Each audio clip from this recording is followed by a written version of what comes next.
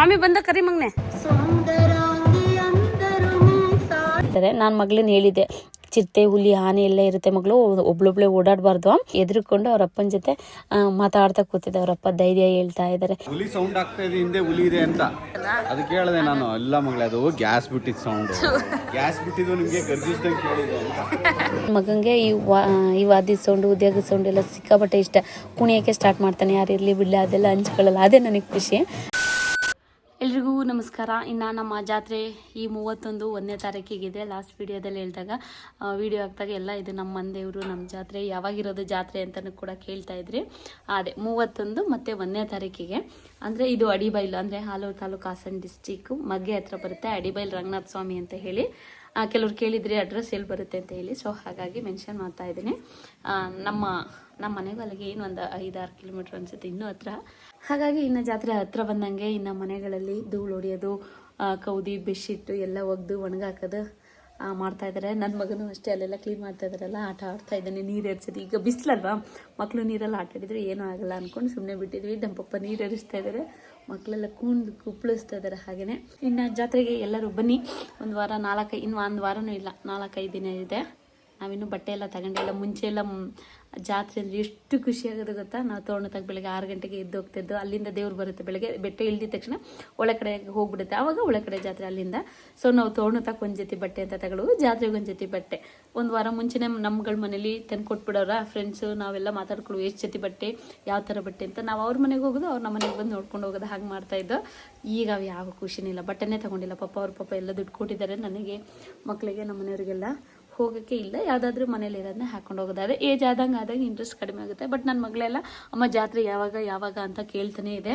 ಇನ್ನು ಎಷ್ಟು ದಿನ ಅದೇ ಲೆಕ್ಕ ಹಾಕ್ತಾನೆ ಇದೆ. ಮಕ್ಕಳಿದ್ದಾಗ ಅದೇ ಥರ ಅಲ್ವಾ. ಸೊ ಹಾಗಾಗಿ ಈಗ ಮನೆ ಕ್ಲೀನ್ ಮಾಡ್ಕೊಳ್ಳೋದು, ಧೂಳು ಹೊಡಿಯೋದು ಅದೇ ಆಗ್ತಾ ಇದೆ. ಹಾಗೆ ನಮ್ಮ ಆಂಟಿಯರೆಲ್ಲ ಬ್ಲಾಂಕೆಟ್ನ ಉಜ್ಜು ತೊಳಿತಾ ಇದ್ದಾರೆ. ನನ್ನ ಮಗ ನೀರಲ್ಲಿ ಆಟ ಆಡ್ತಾ ಇದ್ದಾನೆ.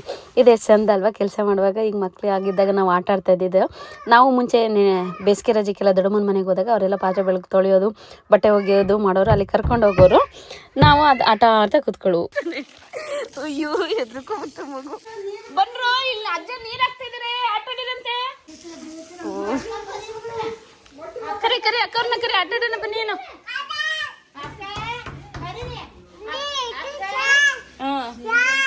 ಚೆನ್ನಾಗಿತ್ತವ, ಸಖತ್ತಾಗಿದೆ. ಓ ಇವ್ನು ನಡುಕ್ತಾ ಇರೋದು ನೋಡಿ ಇಲ್ಲಿ. ಕಲ್ಲ ನೀನ ನಡುಕ್ತಾ ಇಲ್ಲ, ಸುಮ್ಮನೆ ಡ್ರಾಮಾ ಮಾತಾಡ್ತೀಯ, ನಂಗೆ ಗೊತ್ತು. ಅಯ್ಯೋ ನರುಕ್ತೈತೆ ಮಗ.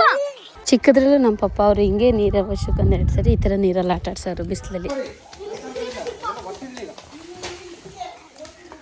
ಹಾಗೆ ನಮ್ಮ ಓನರವರು ಲಕ್ಕಿ ನೋಡೋಕ್ಕೆ ಅಂತ ಬಂದಿದ್ರಲ್ಲ, ಅವರು 1.5 ವರ್ಷದಿಂದ ಅಲ್ಲಿ US ಇದ್ರು. ಅಲ್ಲಿಂದ ಬರುವಾಗ ಒಳ್ಳೆ ಕ್ಯೂಟ್ ಐಟಮ್ಸ್ ತೊಗೊಬಿಟ್ಟು ಬಂದಿದ್ರು. ಗಿಫ್ಟ್ ತುಂಬಾ ಚೆನ್ನಾಗಿತ್ತು. Thank you so much. Carry ಮಾಡೋಕ್ಕಿಂತ ಬ್ಯಾಗಲ್ಲಿ ಇಟ್ಕೊಳ್ಳೋಕ್ಕೆ ತುಂಬಾ ಚೆನ್ನಾಗಿರುತ್ತೆ. ಹಾಗೆ ನಮ್ಮ ರಾಣಿಯವ್ರು ನೋಡಿ, ಇನ್ನೇನು ಜಾತ್ರೆ ಹತ್ರ ಬಂತಲ್ಲಿ 4 ದಿನ ಇರೋದು. ಮನೆಗೆ, ಕಿಟಕಿಗೆ, ಬಾಗಿಲಿಗೆ ಸುಣ್ಣ ಬಣ್ಣ ಎಲ್ಲ ಹೊಡಿತಾ ಇದ್ದಾರೆ. ಇಲ್ಲಿ ನಮ್ಮ ಮಕ್ಕಳಿಗೆ ಇನ್ನು ಸ್ಕೂಲೇ ಸ್ಟಾರ್ಟ್ ಆಗಿರೋದ್ರಿಂದ ಡ್ಯಾನ್ಸ್ ಹೇಳ್ಕೊಡ್ತಾ ಇದ್ದಾರಲ್ವ, ಇನ್ನು ಮನೆಗೆ ಬಂದು ಪ್ರಾಕ್ಟೀಸ್ ಮಾಡೋದೇ ಆಗುತ್ತೆ. ಅವ್ರ ಜೊತೆ ಸೇರಿಕೊಂಡು ನನ್ನ ಮಗನು ಯಾವಾಗಲೂ ಕುಣಿತಾನೆ ಇರ್ತಾನೆ.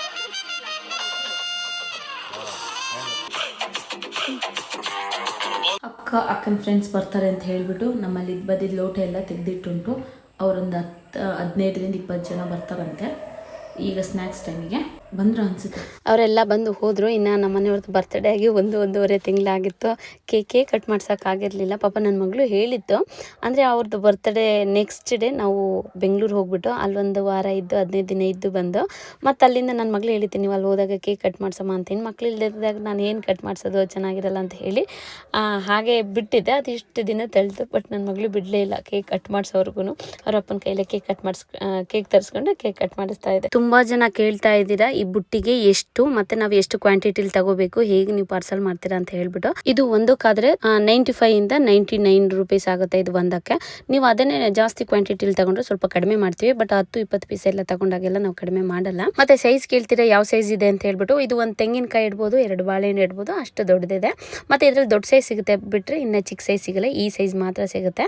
ನೀವು ಇದ್ರ ಬಗ್ಗೆ ಇನ್ನೂ ಹೆಚ್ಚಿನ ಮಾಹಿತಿ ಬೇಕು ಅಂದ್ರೆ ಸ್ಕ್ರೀನ್ ಮೇಲೆ ನಂಬರ್ ಕೊಟ್ಟಿರ್ತೀನಿ, ಕಾಂಟ್ಯಾಕ್ಟ್ ಮಾಡ್ಬೋದು. ಹಾಗೆ ನಮ್ಮ ಮಗೆ ಬನಶಂಕರಿ ಅಮ್ಮ ದೇವಸ್ಥಾನಕ್ಕೆ ಹೋಗಿದ್ನೆಲ್ಲ ಪ್ರಸಾದ ತೊಗೊಬಿಟ್ಟು ಬಂದಿದ್ದೆ. ಈಗ ಜಾತ್ರೆ ಟೈಮ್ ಅಲ್ವಾ, ಅದಕ್ಕೆ ಅಂತ ಹೇಳಿ ಡ್ರೆಸ್ ಮತ್ತೆ ಸ್ಯಾರೀಸ್ ಎಲ್ಲ ತಗೊಳಕ್ ಬಂದಿದ್ರೆ ನಮ್ಮ ಸುಮಿತ್ರಾ ಆಂಟಿ ಆಗಲಿ, ಶೋಭಾ ಅವರು ಮತ್ತೆ ರಾಜಮ್ಮ ಅವರು ಎಲ್ಲರೂ ಸ್ಯಾರಿ ಬ್ಲೌಸಸ್ ಎಲ್ಲ ತಗೊಂಡ್ರು. ಪಾಪ ಅವ್ರು ಏನು ರೇಟೇ ನೋಡ್ತಾ ಇರ್ಲಿಲ್ಲ, ಇದಕ್ಕೆ ಎಷ್ಟು ಪಾಪು ಅಂತಾನು ಕೇಳ್ತಿರ್ಲಿಲ್ಲ.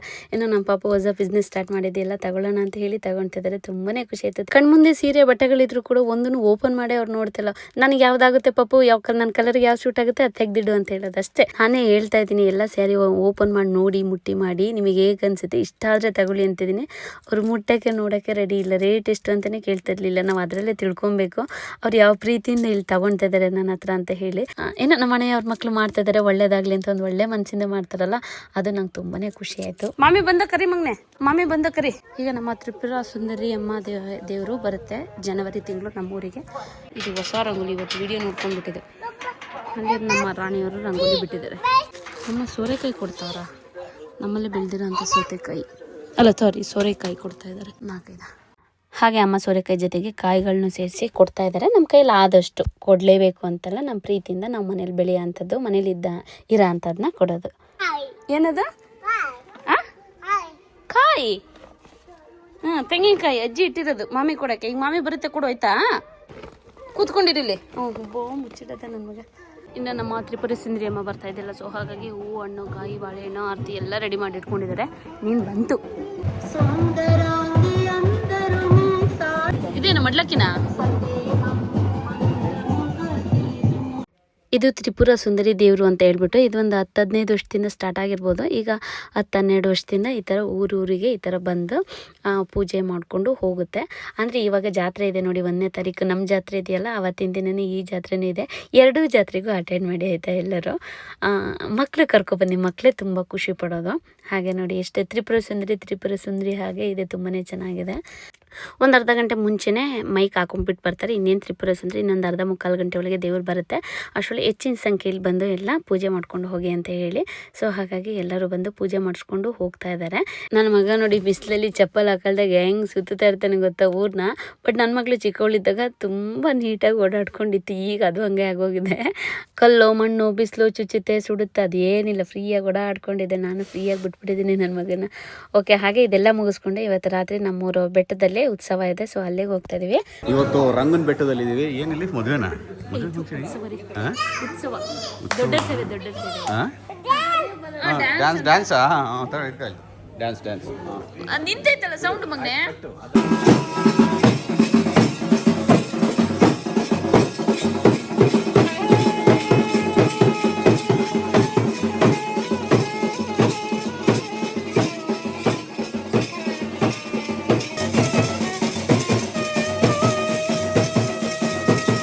ಈಗ ನಾನು ಬಂದಿರೋದು ನಮ್ಮ ಮನೆ ಹತ್ರ ಇರೋ ರಂಗನಾಥ ಸ್ವಾಮಿ ಬೆಟ್ಟಕ್ಕೆ. ವರ್ಷ ಆಗಿದ್ದೇ ಗೊತ್ತಾಗ್ಲಿಲ್ಲ, ಅಷ್ಟು ಬೇಗ ಜಾತ್ರೆಗಳು ಸ್ಟಾರ್ಟ್ ಆಗ್ತದೆ. ಯಾವಾಗ್ಲೂ ಅಷ್ಟೇ, ಜನವರಿ ಕೊನೆಯಲ್ಲಿ ಅಥವಾ ಫೆಬ್ರವರಿ ಫಸ್ಟ್ ವೀಕಲ್ಲಿ ಬಂದ್ಬಿಡುತ್ತೆ 2 ಜಾತ್ರೆ, ಬೆಟ್ಟದ ಜಾತ್ರೆ, ಒಳಕಡೆ ಜಾತ್ರೆ ಅಂತ ಹೇಳ್ಬಿಟ್ಟು. ಎರಡಕ್ಕೂ ಒಂದೇ ದೇವ್ರು. ಇದೇ ದೇವ್ರು ಒಳ ಕಡೆಗೂ ಬರುತ್ತೆ, ಅಲ್ಲಿಂದ ಮುಗಿಸ್ಕೊಂಡು ಮತ್ತೆ ಬೆಟ್ಟಕ್ಕೆ ಬರುತ್ತೆ. ಸೊ ಒಳಕಡೆ ಜಾತ್ರೆ ಮುಗಿಯುತ್ತೆ, ಬೆಟ್ಟಕ್ಕೆ ಬಂದಾಗ ಬೆಟ್ಟದ ಜಾತ್ರೆ ಸ್ಟಾರ್ಟ್ ಆಗುತ್ತೆ. ಸೊ ನಮ್ಗೆ ಎಲ್ಲೆಲ್ಲ ಹತ್ರ ಆಗುತ್ತೆ ನಾವು ಅಲ್ಲಲ್ಲಿ ಹೋಗ್ತೀವಿ. ಈ ಜಾತ್ರೆ ಸ್ಟಾರ್ಟ್ ಆಗೋಕ್ಕೂ 1 ವಾರ ಮುಂಚೆ ನಮ್ಮ ಫ್ಯಾಮಿಲಿಯಿಂದ ಒಂದು ದೊಡ್ಡ ಸೇವೆ ಅಂತ ಮಾಡ್ತೀವಿ. ನಮ್ಮ ದೇವರಾಜ್ ಮಾಮ ಈ ಸರಿ ಇಟ್ಕೊಂಡಿರೋದ್ರಿಂದ ರಾತ್ರಿ ಇಲ್ಲಿ ಬಂದಿದ್ವಿ. ವೆದರ್ ಅಂತೂ ತುಂಬಾನೇ ಚೆನ್ನಾಗಿದೆ. ನಾನು ಯೋಚನೆ ಮಾಡೋದಕ್ಕೆ, ನನ್ನ ಕಲ್ಪನೆಗಳಿಗೆ ಇಂಥದ್ದೆಲ್ಲ ನನಗೆ ತುಂಬಾನೇ ಇಷ್ಟ ಆಗುತ್ತೆ. ತುಂಬಾ ಜನ ಇರಲ್ಲ, ಮತ್ತೆ ಎಲ್ಲ ಗೊತ್ತಿರೋರೇ ಇರೋದ್ರಿಂದ ಮಾತಾಡ್ಕೊಂಡು ಕೂತು ಚೆನ್ನಾಗಿರುತ್ತೆ. ನಮ್ಮ ಪಪ್ಪ ಅಮ್ಮ ಮುಂಚೆನೆ ಬಂದಿದ್ರು, ಮಗನ್ ಕರ್ಕೊ ಬಂದಿದ್ರು. ನಾವೆಲ್ಲ ಇವಾಗ ಬರ್ತಾ ಇದೀವಿ. ಹಾಗಾಗಿ ನನ್ನ ಮಗಂಗೆ ಈ ವಾದಿ ಸೌಂಡ್, ಉದ್ಯೋಗ ಸೌಂಡ್ ಎಲ್ಲ ಸಿಕ್ಕಾಪಟ್ಟೆ ಇಷ್ಟ. ಕುಣಿಯೋಕೆ ಸ್ಟಾರ್ಟ್ ಮಾಡ್ತಾನೆ, ಯಾರಿರ್ಲಿ ಬಿಡ್ಲಿ ಅದೆಲ್ಲ ಹಂಚ್ಕೊಳ್ಳಲ್ಲ, ಅದೇ ನನಗೆ ಖುಷಿ. ಸೊ ಅಮ್ಮ ಬಿಟ್ಟಿರ್ಲಿಲ್ಲ ಇಷ್ಟೊತ್ತು, ಒಳಗಡೆನೆ ಇಟ್ಕೊಂಡಿದ್ರಲ್ವಾ. ಸೊ ಇವಾಗ ನಮ್ಮ ನೋಡಿದ ತಕ್ಷಣ ಬನ್ನಿ ಕುಣಿಯೋಣ ಅಂತ ಹೇಳಿ ಕುಣಿತಾ ಇದ್ದಾನೆ. ಅಪ್ಪ ಮಗಳೇನು ನಿಂತ್ಕೊಂಡು ಮಾತಾಡ್ತಾ ಇದ್ದಾರೆ. ನಾನು ಮಗಳನ್ನ ಹೇಳಿದ್ದೆ, ಚಿರತೆ, ಹುಲಿ, ಆನೆ ಎಲ್ಲ ಇರುತ್ತೆ ಮಗಳು, ಒಬ್ಳೊಬ್ಳೆ ಓಡಾಡಬಾರ್ದು, ಇಲ್ಲಿ ತುಂಬ ಜನ ಎಲ್ಲಿರ್ತಾರೆ ಅಲ್ಲಿರಬೇಕು ಅಂತ ಹೇಳಿದ್ದೆ. ಸೊ ಹಾಗಾಗಿ ಅವಳಿಗೆ ಚಿರತೆ ಯಾವ ಕಡೆಯಿಂದ ಬರುತ್ತೆ, ಹುಲಿ ಯಾವ ಕಡೆಯಿಂದ ಬರುತ್ತೆ, ಅಟ್ಯಾಕ್ ಮಾಡುತ್ತೆ ಅಂತ ಪಾಪ ಯೋಚನೆ ಮಾಡಿ ಎದುರುಕೊಂಡು ಅವ್ರ ಅಪ್ಪನ ಜೊತೆ ಮಾತಾಡ್ತಾ ಕೂತಿದ್ದೆ. ಅವ್ರಪ್ಪ ಧೈರ್ಯ ಹೇಳ್ತಾ ಇದ್ದಾರೆ. ಹುಲಿ ಬರುತ್ತೆ ಅಂತ, ಹುಲಿ ಸೌಂಡ್ ಆಗ್ತಾ ಇದೆ, ಹಿಂದೆ ಹುಲಿ ಇದೆ ಅಂತ ಅದಕ್ಕೆ ಹೇಳಿದೆ ನಾನು. ಎಲ್ಲ ಮಗಳೇ, ಅದು ಗ್ಯಾಸ್ ಬಿಟ್ಟಿದ್ದು ಸೌಂಡ್. ಗ್ಯಾಸ್ ಬಿಟ್ಟಿದ್ದು ನಿಮಗೆ ಗರ್ಜಿಸ್ದಂಗೆ ಕೇಳಿದೆ ಅಂತ. ಈ ನಮ್ಮ ಚಿಕ್ಕ ಹುಂಗು ನಮ್ಮ ಚಿಪ್ಪಿಗೂ ಹೇಳ್ಕ ಕರ್ಕೊಬಂದ್ರೆ ಅದಕ್ಕೆ ಗಮನನೇ ಇಲ್ಲ. ಪಾಪ ನನ್ನ ಮಗಳಿಗೆ ಜ್ಞಾನೆಲ್ಲ ಹೋಗಿ ಬರೋವರೆಗೂ ಆ ಕಡೆನೇ ಇತ್ತು. ಇನ್ನೇನು ಹಾಗೆ ಪೂಜೆಗಳಂತೂ ತುಂಬಾ ಚೆನ್ನಾಗಿರುತ್ತೆ. ಇದು ಬಿಂದಿಗಮ್ಮ ಅಂತ ಹೇಳ್ಬಿಟ್ಟು, ಮತ್ತು ಇದು ರಂಗನಾಥ ಸ್ವಾಮಿ ಅಂತ ಹೇಳ್ಬಿಟ್ಟು, ಇದನ್ನು ಒಳಗಡೆ ಪೂಜೆ ಎಲ್ಲ ಮಾಡಿಕೊಂಡು ಹೊರಗಡೆ ತಗೊಬಂದಿಟ್ಟು ಪೂಜೆ ಮಾಡ್ತಾರೆ. ಪೂಜೆ ಮಾಡಿಬಿಟ್ಟು ಇದನ್ನು ಎಲ್ಲರೂ ಹೆಗ್ಲ ಮೇಲೆ ಇಟ್ಕೊಂಡು ಈ ದೇವಸ್ಥಾನನ ಒಂದು ಸುತ್ತುತ್ತಾರೆ. ಅಂದರೆ ಮಣ ಬೀಳೋದು, ಕುಣಿಯೋದು ಎಲ್ಲ ಇರುತ್ತಲ್ಲ, ತುಂಬ ಚೆನ್ನಾಗಿರುತ್ತೆ. ಹಾಗೆ ವಿಡಿಯೋ ನೋಡ್ತಾ ಇರಿ ಎಷ್ಟು ಚೆನ್ನಾಗಿರುತ್ತೆ ಜಾಗ ಎಲ್ಲ ಅಂತ ಹೇಳಿಬಿಟ್ಟು. ಹಾಗೆ ನನ್ನ ಮಗ ನೋಡಿ ಉದ್ಯಾಗದಾರ ಸೌಂಡ್ ನಿಲ್ಲಿಸಿದ್ರು ಇವ್ನು ಡ್ಯಾನ್ಸ್ ಮಾಡೋದು ನಿಲ್ಲಿಸ್ತಾ ಇಲ್ಲ. ಈ ಮಕ್ಕಳೆಲ್ಲ ತುಂಬ ಆ್ಯಕ್ಟಿವ್ ಆಗಿ ಆಟ ಆಡ್ಕೊಂಡಿದ್ದಾರೆ. ನೋಡೋಕ್ಕೆ ಚಂದ, ಈ ಜಾಗ ಕೂತ್ಕೊಳ್ಳೋಕ್ಕೆ ಮಾತಾಡೋಕ್ಕೆ ಎಷ್ಟು ಚಂದ ಅಲ್ವಾ. ಇನ್ನು ನಾವೇ ನಮ್ಮ ನೆಂಟರುಗಳೆಲ್ಲ ಇದ್ದಾಗ ಇನ್ನೂ ಚೆನ್ನಾಗಿರುತ್ತೆ. ಇಲ್ಲಿ ಕೆಲವರು ಅವ್ರವ್ರ ಮನೆದೇವ್ರು ಇರುತ್ತಲ್ವ, ನಾನು ರೀಲ್ಸಿಗೆ ಹಾಕ್ದಾಗ ತುಂಬ ಜನ ಕಮೆಂಟ್ ಮಾಡಿದರೆ ಇದು ನಮ್ಮ ಮನೆದೇವರು, ನಮ್ಮ ಮನೆ ದೇವರು ಅಂತ ಹೇಳ್ಬಿಟ್ಟು. ಸೊ ನಮ್ಮ ದೇವರು ನಮ್ಮ ಮನೆದೇವ್ರಿಗೆ ಏನಾದರೂ ಆರ್ಕೆ ಸಲ್ಲಿಸೋದಿರುತ್ತಲ್ಲ, ಅವಾಗ ಫ್ಯಾಮಿಲಿ ಸಮೇತ ಬಂದಾಗ ಕೂತು ಮಾತಾಡ್ಕೊಂಡು ಎಲ್ಲ ಚೆನ್ನಾಗಿರುತ್ತೆ. ಸೊ ನಾನು ಅದೆಲ್ಲ ಆ ಜಾಗದಲ್ಲಿ ಕೂತಾಗೆಲ್ಲ ಹಂಗೆ ಯೋಚನೆ ಮಾಡ್ತೀನಿ. ಈಗ ನಾವಿದ್ದಾಗ ನಮ್ಮ ಫ್ಯಾಮಿಲಿ ಇದ್ದಾಗ ಯಾವ ಥರ ಇರ್ತು, ಹೆಂಗೆ ಮಾತಾಡು, ಹೇಗೆ ಕೂತ್ಕೊಳ್ಳು, ಹೇಗೆ ಆಟ ಆಡ್ತಾಯಿದ್ದು ಅಂತ ಸುಮ್ಮನೆ ಯೋಚನೆ ಮಾಡೋಕ್ಕವೆಲ್ಲ ನಂಗೆ ತುಂಬಾ ಖುಷಿಯಾಗುತ್ತೆ. ಹಾಗೆ ಈಗ ಜನವರಿ 31ನೇ ತಾರೀಕು ಮತ್ತು 1ನೇ ತಾರೀಕು ಜಾತ್ರೆ ಇರೋದ್ರಿಂದ ಹಿಂದಿನ ದಿನ ಇನ್ನು ಪೂಜೆಗಳು ಜಾತ್ರೆಗಿಂತ ತುಂಬಾ ಚೆನ್ನಾಗಿರುತ್ತೆ. ಯಾಕಂದರೆ ತುಂಬ ಹಳೆ ಕಾಲದಿಂದ ಕೆಲವೊಂದನ್ನು ನಡೆಸ್ಕೊಂಡು ಬಂದಿರ್ತಾರಲ್ಲ ಪೂಜೆ, ಅದು ತಿಳ್ಕೊಳ್ಳೋ ಅಂಥದ್ದು, ನೋಡೋ ಅಂಥದ್ದು ತುಂಬ ಇರುತ್ತೆ. ನಮ್ಮ ಬಿಂದಿಗಮ್ಮ ದೇವರು ಇದೆಯಲ್ಲ, ಇದನ್ನು ಜಾತ್ರೆ ಹಿಂದಿನ ದಿನ ತಲೆ ಮೇಲೆಲ್ಲ ಇಟ್ಕೊಳ್ತಾರೆ, ನತ್ತಿ ಮೇಲೆ. ಆ ನತ್ತಿ ಮೇಲೆ ಇಡಬೇಕು ಅಂದರೆ ಅವ್ರು ಬೋಳ ಮಾಡಿಸಿರ್ತಾರೆ. ಅವರು ಯಾರು ಅದೆಲ್ಲ ಒತ್ಕೊಳ್ತಾರೆ ದೇವರು, ಅವರು ಒಂದು 4-5 ದಿನ ಮುಂಚೆನೇ ದೇವಸ್ಥಾನಕ್ಕೆ ಬಂದುಬಿಡ್ತಾರೆ. ಮತ್ತು ಮನೇಲಿರಲ್ಲ ಅವರು, ದೇವಸ್ಥಾನಕ್ಕೆ ಬಂದು ಅವರೆಲ್ಲ ಕಟ್ಟುನಿಟ್ಟು ಇರುತ್ತೆ ಊಟ ತಿಂಡಿಗಳಲ್ಲೆಲ್ಲ.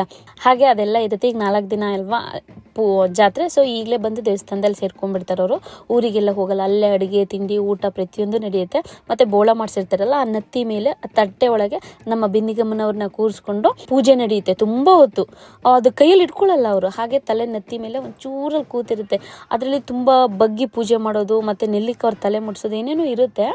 ಹಾಗೆ ಇದನ್ನೆಲ್ಲ ನೀವು ನೋಡಬೇಕು ಅಂದರೆ, ಈಗ ದೇವರ ಬಗ್ಗೆ ತುಂಬ ಆಸಕ್ತಿ ಇರೋರು ಇರ್ತಾರಲ್ಲ, ಇದೆಲ್ಲ ನೀವು ನೋಡಬೇಕು ತಿಳ್ಕೊಬೇಕು ಅಂದರೆ ಅದ್ರ ಹಿಂದಿನ ದಿನ ಬಂದು ನೋಡ್ಬೋದು. 30ನೇ ತಾರೀಕು ಪೂಜೆ ನಡೆಯುತ್ತೆ. ಸೊ ಜಾತ್ರೆನೂ ನಾನು ಒಂದು ವಾರ 4-5 ದಿನ ಮುಂಚೆನೇ ಎಲ್ಲರನ್ನೂ ಇನ್ವೈಟ್ ಮಾಡ್ತಾಯಿದ್ದೀನಿ. ಬನ್ನಿ ಜಾತ್ರೆಗೆ, ಮಕ್ಕಳು ಮರಿ ಕರ್ಕೊಬನ್ನಿ, ತುಂಬಾ ಚೆನ್ನಾಗಿರುತ್ತೆ, ತುಂಬ ಎಂಜಾಯ್ ಮಾಡ್ಬೋದು. ಹಾಗೆ ಅಷ್ಟೇ ಕ್ಲೀನಾಗಿ ಬಂದು ಏನು ಗಲಾಟೆ ಇಲ್ದಾಗೆ ನೀಟಾಗಿ ಜಾತ್ರೆ ಮುಗಿಸ್ಕೊಂಡು ಹೋಗಬೇಕಲ್ವ. ಅವ್ರಿಗೂ ಬೇಜಾರಾಗಬಾರ್ದು, ಇನ್ನೊಬ್ರಿಗೆ ನಮಗೂ ಬೇಜಾರಾಗಬಾರ್ದು, ಆ ಥರ ಇರಬೇಕು. ಸೊ ಯಾಕಂದರೆ ಜಾತ್ರೆಗಳಲ್ಲಿ ತುಂಬ ಜಗಳಗಳು ಗಲಾಟೆಗಳೆಲ್ಲ ನಡೀತಿರುತ್ತಲ್ಲ, ಸೊ ಹಾಗಾಗಿ ಹೇಳಿದೆ. ಓಕೆ, ಸದ್ಯಕ್ಕೆ ಇವತ್ತಿಗೆ ವಿಡಿಯೋನಲ್ಲಿ ಮುಗಿಸ್ತಿದ್ದೀನಿ. ನಾಳೆ ಮತ್ತೆ ಇನ್ನೊಂದು ವಿಡಿಯೋದಲ್ಲಿ ಸಿಗ್ತೀನಿ. ಅಲ್ಲಿವರೆಗೂ ಎಲ್ರಿಗೂ ಧನ್ಯವಾದಗಳು.